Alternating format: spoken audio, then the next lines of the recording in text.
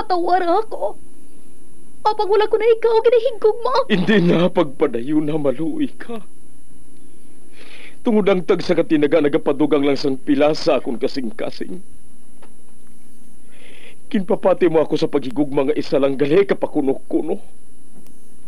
Anong sala ko sa imo? Ngagin silutan mo ako sa amo sini. Apang sa gihapon hindi ako makabatas magbalo sa imo sa kasakit. Agud mabatyagan mong nabatyagan ko. Kundiin man ako makaabot, kundiin ka man. Tanday na nga sang makaisa. May isa ka tinugang nga naghigugma sa imo sang tampad. I thought you will forever be the brightest star for me.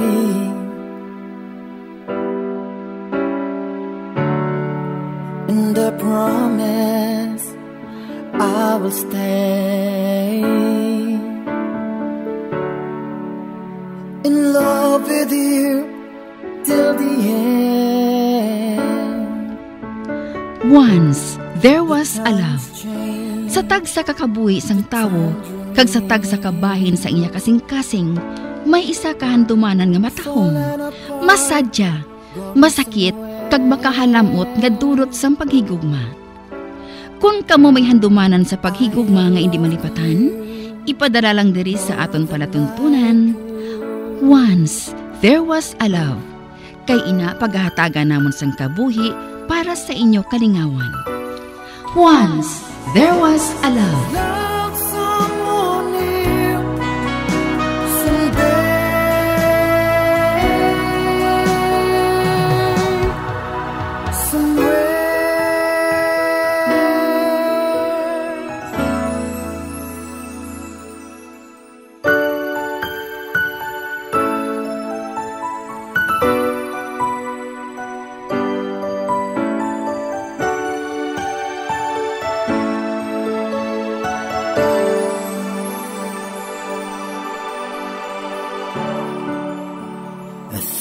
You will forever be the brightest star for me.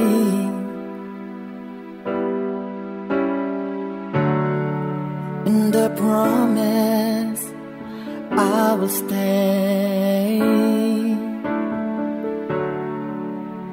in love with you till the end. Kamusta naman mga palangga namod ng tagpalamati? Sa adlaw nga ini, isa naman kasulat ang aton basahon.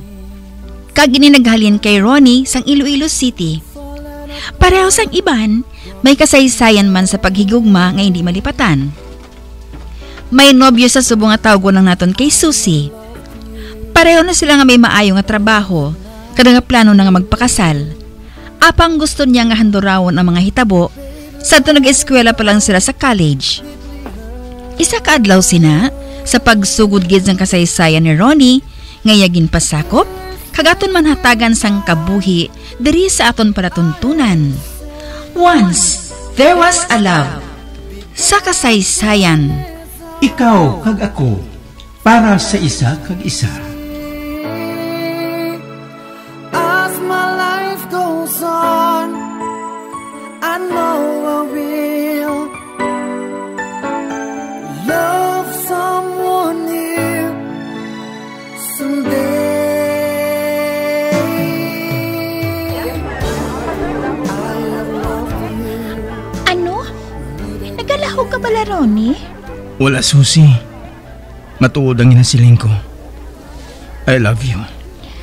Ronnie, hindi pa ako gusto nga magnobyo. Istorbo lang ina sa pagtuon ko, no? Ginahigog na ako gid ikaw, Susie. Gan hindi ako maguntat sa pagpangaluyag sa imo. Tubtob hindi mo ako pagbatunon. Bahala ka. Basta, ginapahibalo ko lang nga daan sa imo nga ang studies ko ang first priority ko. Basta hindi lang ako pagpunggi nga masugilanon ka, Susie. Ma, may klase na ako. Dira ka na. Ato na siya. Nabatyagan kong may pagtamod man siya sa akon. Hindi man ako magpangisog sa amo sini. Kung wala ko sa nakita nga tsansa sa imo, Susi. Hindi.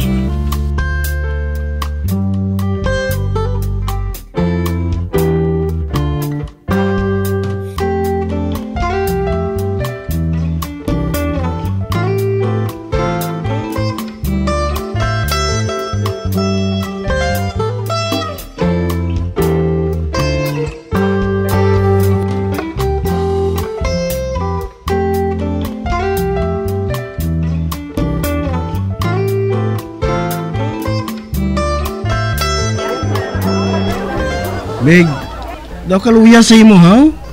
Ano, may problema? Uy, daw kadalam gis sa pangginawa mo, ha?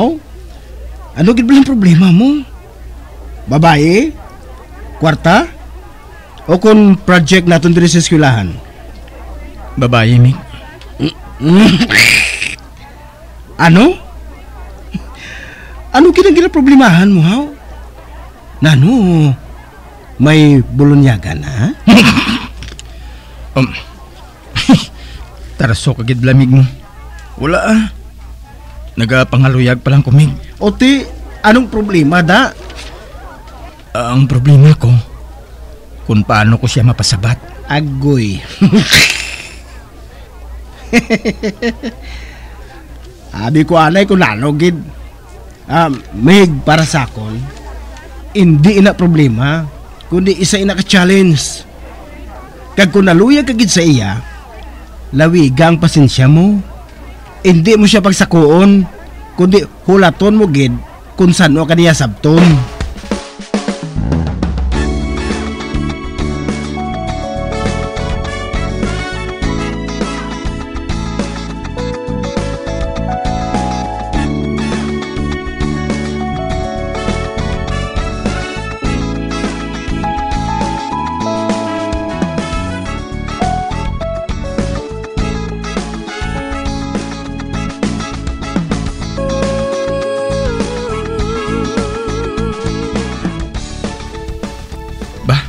Si Susi, ato siya nagapagwa na sa iya classroom.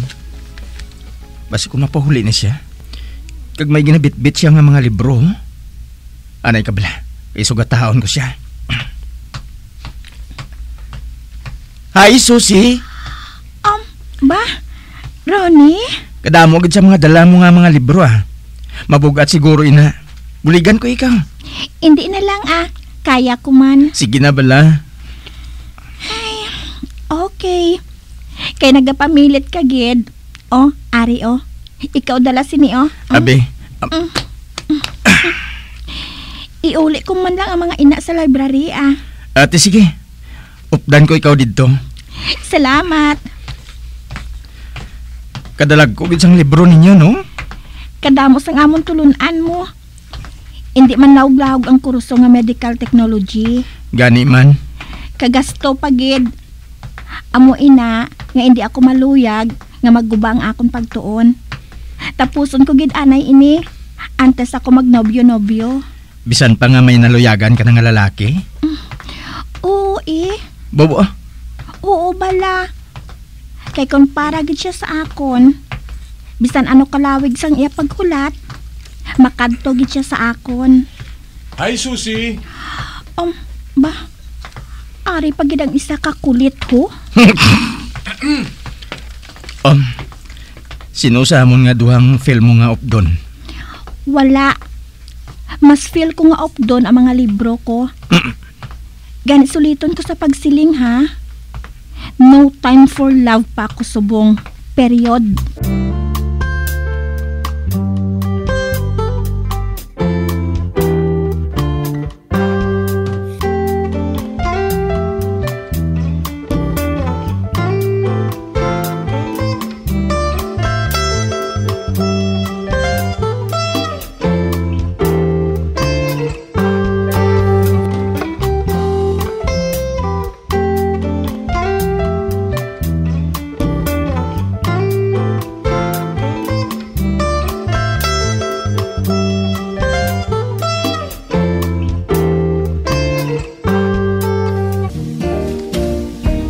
Parts, mamangkot na ko simo.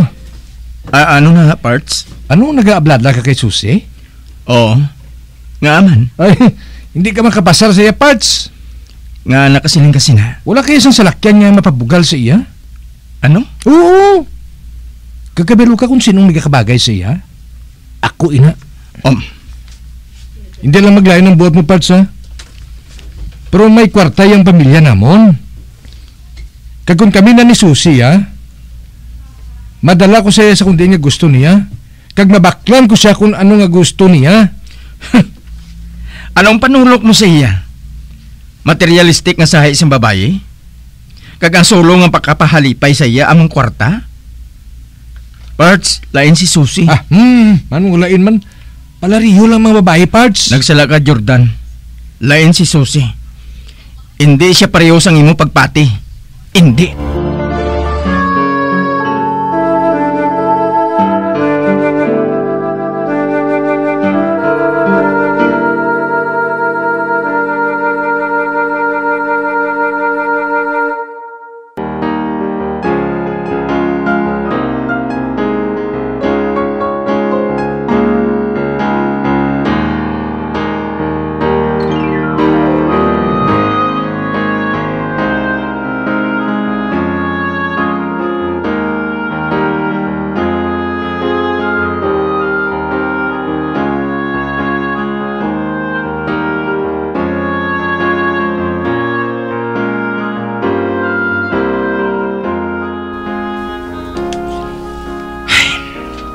Gabi na.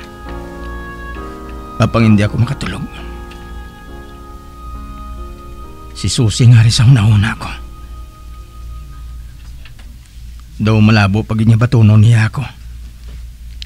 Kapang nalipay lang ako. Tungod nakita ko man nga wala siya nagasapak sa mga nagapalapit sa iya nga mga lalaki. Ay, budlay kung gwapang naluyagan mo. Damo karibal. Pero sige lang. Mahulat-hulat pagid ako. Jutay pa nga pag-antos Roni. Kay kung sa Tagalog pa, kung may tiyaga kuno, may nilaga.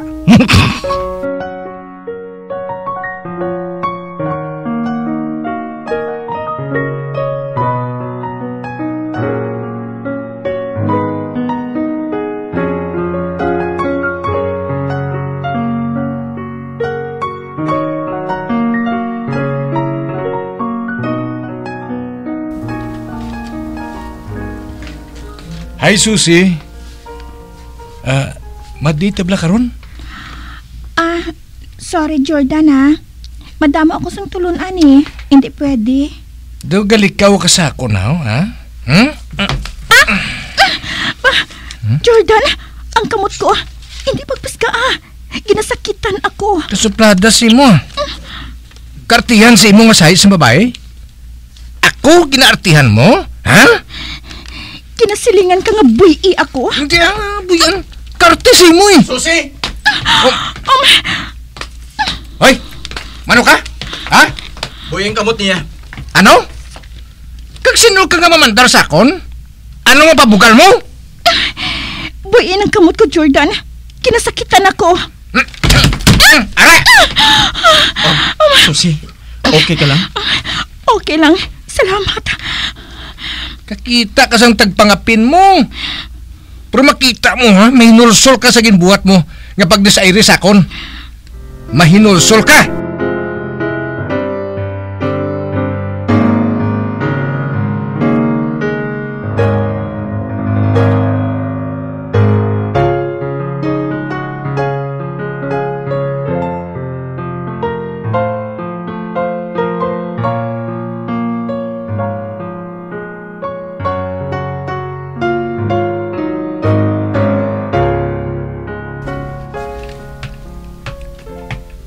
Buang Jordan eh.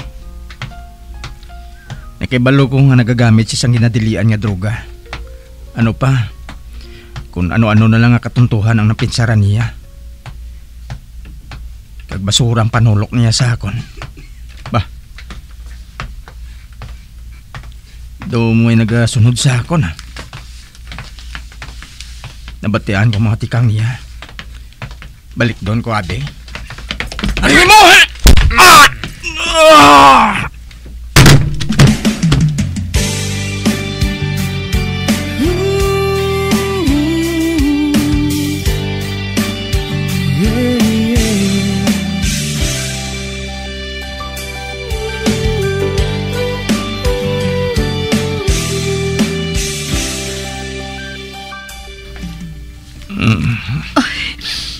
Ronnie, anak, salamat kinakabugtaw ka na.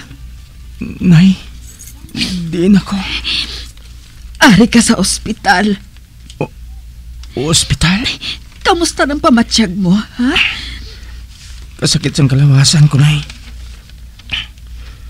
Gusto. Nakadumdum na ako.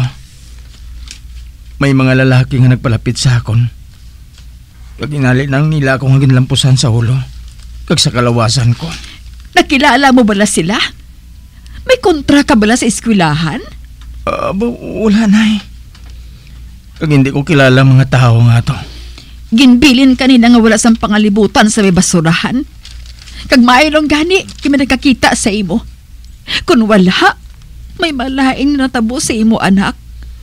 Tugod ka na mo sang dugo na nagagwa sa pilas mo sa ulo.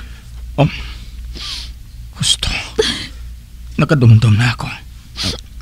Siya lang ang mahimo ko nga duduhaan sa natabo sa akon. Siya. Si Jordan. Mahimo nga siyang nagpakastigo sa akon. Gingamit niyang iya kwarta. Agud halitan ako. Mabalos ako sa imong matraitor ka.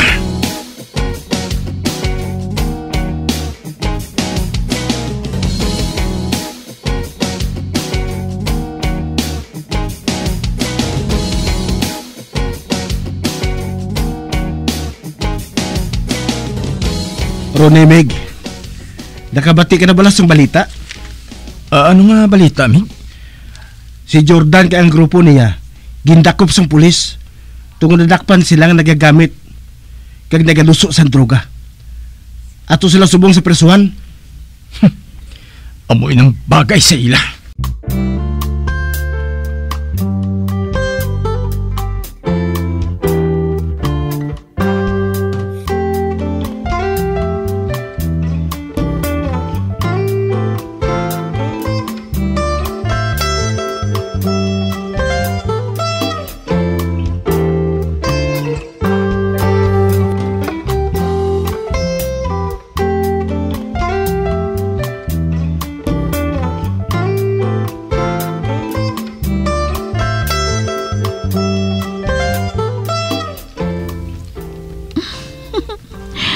Oy, Ronnie, mahigko bala ko sa nawong.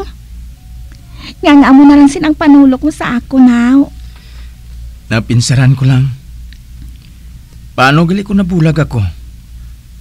Tungod sa paglampos ang grupo ni Jordan sa ulo ko. Kung tani, hindi ko na makita ang kagwapa mo. Kag kung paano ka magkaon sang siupaw nga paborito mo. Kag ginapasalamatan ko gid ang mahal nga Dios sa paglikaw niya sa akon sa kapahamakan. Kag indula niya sa aton banas ang lalaki nga among upang sa relasyon naton.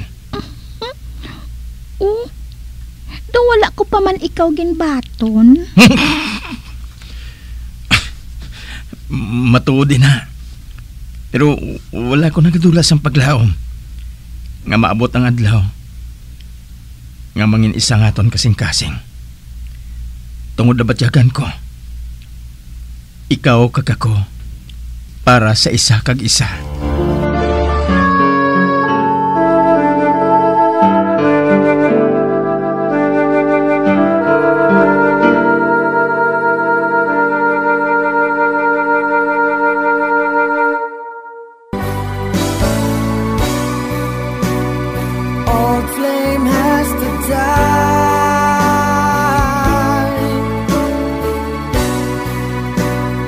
No more tears to cry.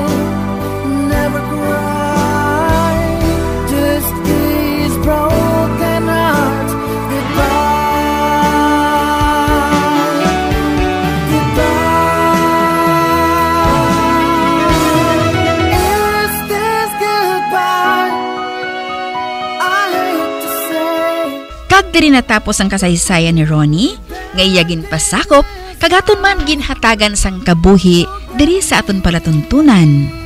Once, there was a love sa kasaysayan.